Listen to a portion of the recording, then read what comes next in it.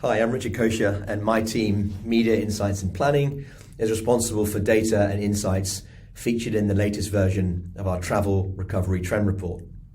We're also involved in using this data and market-based insights to inform Media Solutions partner strategies, allowing them to reach the right audiences at the right time and optimize their campaigns for performance. This latest report looks back over Q3 and shares the latest quarterly trends from our exclusive access to more than 300 petabytes of Expedia Group first-party data and custom research.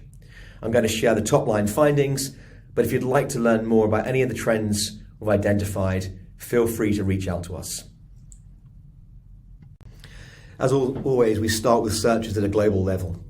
While Q2 2021 saw a significant spike in demand from our customers, the story for Q3 is more muted, with global search volumes holding steady. However, while quarter-over-quarter change was nominal, the summer months of 2021 exceeded the volumes achieved in the same period of 2020. Looking at regional performance, EMEA and LATAM saw the strongest quarter-over-quarter change from Q2, with increases of 50% and 10% respectively.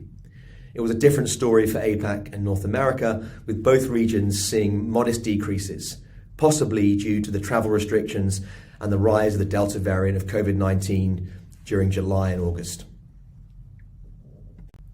In previous windows, we've talked about the lengthening of planning cycles following a sharp compression of search windows in the early days of the pandemic. While this trend continues to evolve in Q3, particularly for international travel searches, we are still seeing the vast majority of searches taking place within the month of travel. In Q3, nearly 70% of global searches fell within a 0 to 30-day search window, and that was a 15% increase quarter over quarter. Globally, Q3 saw a lot of movement in the top 10 booked destinations compared to Q2, with more international destinations making the top 10 list in each region of the world. It was a very good quarter for New York, which topped the list for both global bookings and North America bookings, and was also a top 10 destination for travelers from APAC, EMEA and LATAM. On most of the top 10 booked destinations for each super region or for destinations within the same region, APAC and LATAM each had a more diverse mix, with top destinations spanning 3 different regions.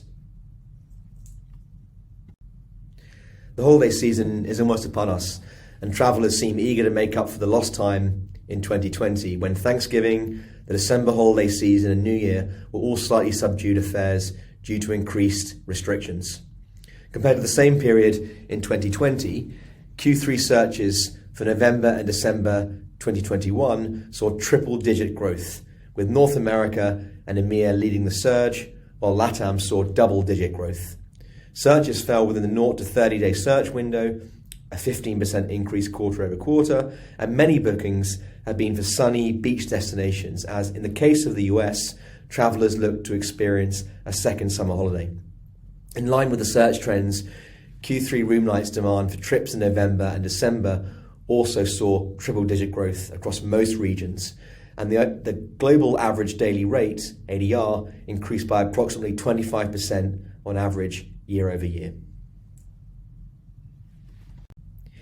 With businesses and economies returning to normal in many parts of the world and increasing numbers returning to the office, business travel was starting to take off.